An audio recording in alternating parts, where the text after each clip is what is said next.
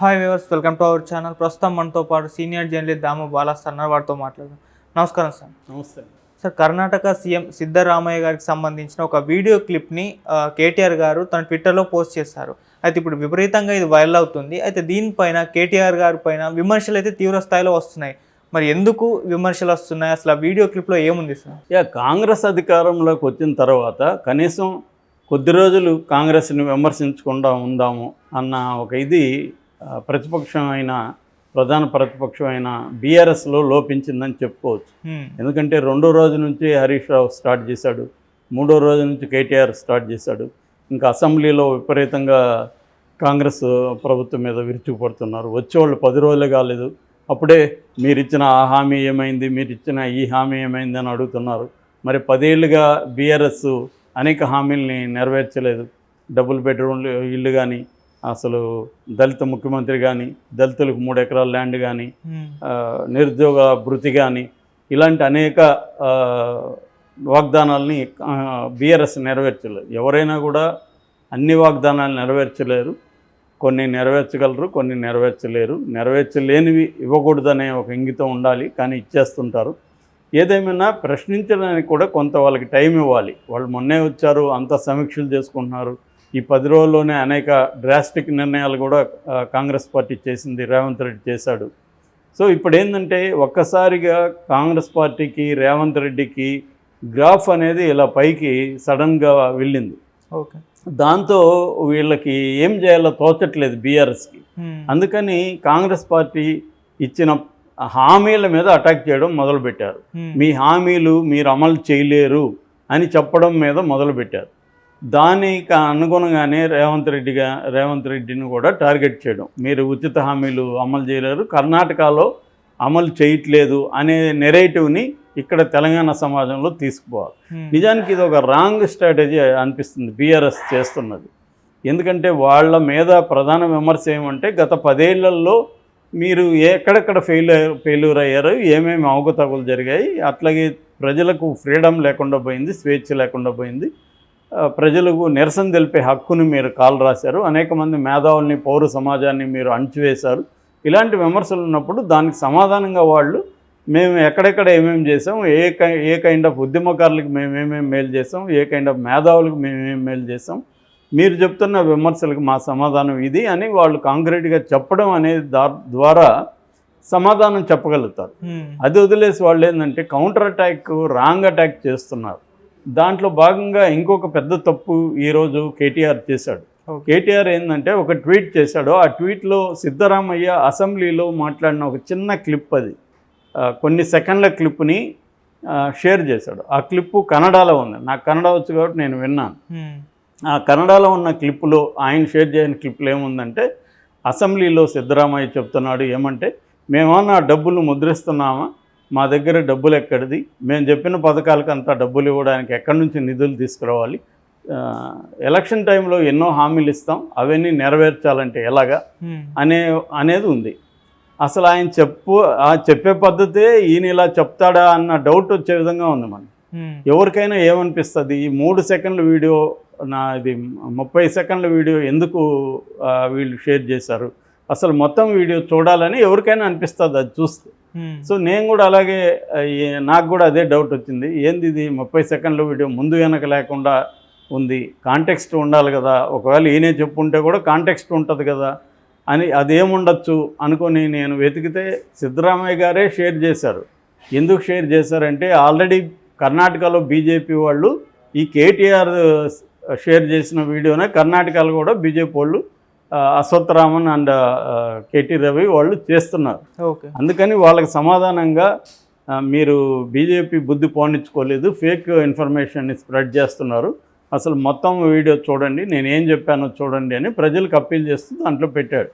అందులో మొత్తంగా ఆయన ఏం చెప్పాడంటే గత ప్రభుత్వం మీద ఆయన విమర్శలు చేస్తున్నాడు అక్కడ అసెంబ్లీలో. అంటే గత యడియూరప్ప దగ్గర నుంచి బీజేపీ ప్రభుత్వం ఎక్కడెక్కడ తప్పులు చేసిందని చెప్తూ 2018లో యడియూరప్ప వాళ్ళందరూ కూడా అనేక హామీలు ఇచ్చి, ముఖ్యంగా రుణమాఫీ గురించి ఆయన చెప్తున్నాడు. రైతులకు రుణమాఫీ హామీ ఇచ్చాడు యడియూరప్ప. తర్వాత 2009లో అసెంబ్లీలో ఆయన అసెంబ్లీలో కాదు, మన కౌన్సిల్లో ఏం మాట్లాడాడంటే అని ఆయన మాట్లాడినట్టు ఈయన మాట్లాడాడు. ఇప్పుడు మనం వేరే వాళ్ళు చెప్పినట్టు నేను చెప్తుంటే కదా, నేను ఇలా అనుకున్నాను, నేను అన్నాడు అతను అని చెప్తాం కదా, అలాగా ఇతను ఏం చెప్తున్నాడంటే, నేనేమన్నా మా దగ్గర ఏమన్నా డబ్బులు యంత్రం ఉందా, మేమేమన్నా ప్రింట్ చేస్తున్నామా, డబ్బులు ఊరికే వస్తాయా డబ్బులు, ఈ ఉచిత పథకాలంతా మా దగ్గర డబ్బులు ఎక్కడి నుంచి వస్తుంది, అప్పుడెప్పుడో ఎన్నికల్లో మేమేదో హామీలు ఇచ్చాము అవన్నీ నెరవేర్చమని అడిగితే మీరు ఎలాగా అని అన్నాడు యడియూరప్ప అని చెప్తున్నాడు. ఓకే. సో మొత్తం చూస్తే ఎవరికైనా కాంటెక్స్టు అదంతా క్లియర్గా అర్థమవుతుంది. దానంతా తీసేసి వాళ్ళు షేర్ చేస్తే కేటీఆర్ ఆయన హైలీ ఎడ్యుకేటెడ్ ఐటీ మినిస్టరు, ఆయనకి తెలుసు ఈ టెక్నాలజీ ఎలా మార్పింగ్లు జరుగుతాయి, ఎలా కట్ చేస్తారని ఆయనకి తెలీదా? తెలిసే కావాలనే ఆయన కూడా జనం మీద నమ్మని అని వదిలాడు. దీనివల్ల ఏమవుతుందంటే కేటీఆర్ పరువు పోతుంది, కేటీఆర్ మీద క్రెడిబిలిటీ పోతుంది, కేటీఆర్ ఏం చెప్పినా కూడా ఎవడో నమ్మే పరిస్థితి పోతుంది, ఆయన చేసే విమర్శలకి వాల్యూ లేకుండా పోతుంది. ఇప్పుడు అదే జరిగింది. సో నెటిజన్లు అందరూ విపరీతంగా ఆడుకుంటున్నారు. కాంగ్రెస్ వాళ్ళు కూడా దీని మీద కేసు పెడతాం, కేటీఆర్ మీద లీగల్గా చర్య తీసుకుంటాం, ఒక ఫేక్ వీడియోని, ఫేక్ వీడియో అంటే మొత్తం లేని ఒక వీడియోని ఇదే అసలు వీడియో అన్నట్టుగా ఆయన ప్రచారం చేస్తున్నాడు, దీని మీద లీగల్ యాక్షన్ తీసుకుంటాం. కర్ణాటకలో కూడా కాంగ్రెస్ పార్టీ వాళ్ళ మీద లీగల్ యాక్షన్ తీసుకుంటుంది, ఎందుకంటే ఇది ఐటీ చట్టం కింద నేరం, ఒక ఫేక్ దాన్ని నువ్వు ప్రచారం చేయడం. రెండోది ఐడిని బ్యాన్ చేయమని కూడా ఎక్స్లో, గతంలో ట్విట్టర్ అనేవాళ్ళు ఇప్పుడు ఎక్స్ అంటున్నారు కదా, ఎక్స్లో వాళ్ళకు కూడా కంప్లైంట్ చేస్తున్నామని చెప్తున్నారు. ఇప్పుడు కేటీఆర్ మీద కూడా కాంగ్రెస్ ఐటీ సెల్ కంప్లైంట్ చేయబోతుంది. కాబట్టి ఒళ్ళు దగ్గరగా పెట్టుకొని చేయాలి, కానీ కేటీఆర్ క్లియర్గా అయితే ఇంటెన్షన్ అయితే బ్యాడ్ ఇంటెన్షన్ అనేది అర్థమవుతుంది, ఆయనకి తెలియకుండా అయితే చేయలేదు. ఆ వీడియో ఎవడైనా బుద్ధి లేనోడైనా ఆ వీడియో చూస్తే ఇందులో ఏదో ఉందిరా, మొత్తం లేదు దీంట్లో అని అనిపిస్తుంది.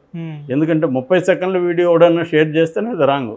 మనం చూస్తున్నాం వైసీపీ వాళ్ళు తెలుగుదేశం మీద ఇలాంటి వీడియోలు చాలా చేస్తుంటారు, రివర్స్లో తెలుగుదేశంలో కూడా అప్పుడప్పుడు చేస్తుంటారు. మొన్న లోకేష్ది కూడా ఏదో మాట్లాడుతూ అతను 15,000 ఒక బెడ్కి ఇస్తాం, 3 పిల్లలకి 90,000 ఇస్తామని చెప్పినట్టుగా వాళ్ళు షేర్ చేశారు. నిజానికి అది అతను చెప్పలేదు అలాగే. అవును.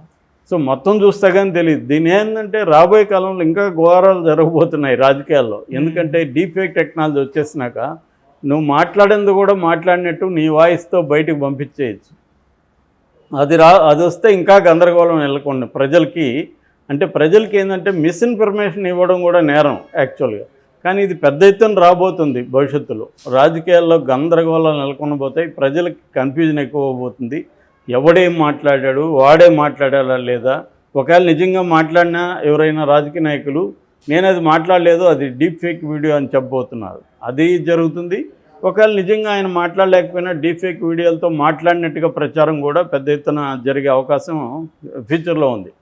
అందుకని ఏంటంటే బాధ్యతాయుతంగా వ్యవహరించడం అవసరం, తమ ఒరిజినల్ వీడియోస్ తమ దగ్గర పెట్టుకోవడం కూడా అవసరం, ఒక కాపీ రాబోయే కాలంలో రాజకీయ నాయకులు.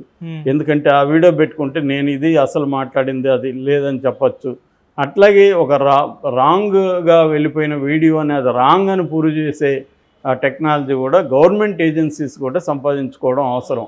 అట్లాగే కొన్ని కంట్రోల్స్ తేవాలి. అంటే మెటాడేటాలో ఎవరైనా వీడియో పెడితే ఆ ఐపీ అడ్రస్ అతను ఎక్కడ పెట్టాడు ఆ డీటెయిల్స్ కూడా ఎడన్గా ఆ వీడియో సాఫ్ట్వేర్లో ఉండే విధంగా ఆ వీడియో సాఫ్ట్వేర్ చేసేటప్పుడే పెట్టాలి. ఇప్పుడు క్లౌడ్ బేస్డ్ వస్తున్నాయి ఎక్కువగా, కాబట్టి వాళ్ళకి కూడా చాలా దేశాల్లో ఇదే పెట్టారనమాట ఆల్రెడీ. అంటే ఎవరు పెట్టారో ఈజీగా ఫైండ్ అవుట్ చేయడం ఆ వీడియోలోనే ఉంటుందన్నమాట మనం పెట్టింది. సో అది ఎక్కడి నుంచి పెట్టాము ఏమి అనేది మొత్తం వచ్చేస్తుంది. అవసరమైతే మన ఫోటో కూడా దాంట్లో క్యాప్చర్ చేయొచ్చు, మన ఫోటో కానీ మన వీడియో పెట్టేవాడు వీడియో కూడా క్యాప్చర్ చేయొచ్చు. ఇవాళ టెక్నాలజీ డెవలప్ అయింది కాబట్టి. కానీ అట్లాంటిది వచ్చి పట్టుకోగలిగి ఒకరిద్దరికి గట్టిగా శిక్షలు పడితే ఇటువంటి కొంత తగ్గే అవకాశం ఉంది. ఏదేమైనా కేటీఆర్ చేసింది అయితే రాంగ్ స్ట్రాటజీ. ఒక ఆయన చెప్పందాన్ని ఆయన చెప్పినట్టుగా ప్రచారం చేసి నెల తర్వాత రేవంత్ రెడ్డి కూడా ఎలాగా మాట్లాడతాడని ఎద్దేవా చేసి దీనివల్ల అతనికి పరువు పోవడం తప్ప ఏమి లేదు. దానివల్ల క్రెడిబిలిటీ కంప్లీట్గా కేటీఆర్కి పోతుంది. కేటీఆర్ అనేవాళ్ళు బాధ్యతాయుతంగా విమర్శించాలి, కాంగ్రెస్ని విమర్శించొద్దని ఎవరు అనరు. వాళ్ళే అంటున్నారు రేవంత్ రెడ్డి వాళ్ళు, మమ్మల్ని విమర్శించండి, మేము చేస్తున్న వాటి మీద మంచి చెడులు చెప్పండి, మేము తీసుకుంటామని అంటున్నారు. అది చేస్తే జనాల్లో గౌరవం పెరుగుతుంది తప్ప ఇలాంటి చీప్ ట్రిక్స్ చేస్తే ఉన్న గౌరవం కూడా పోతుంది. Okay, thank you sir.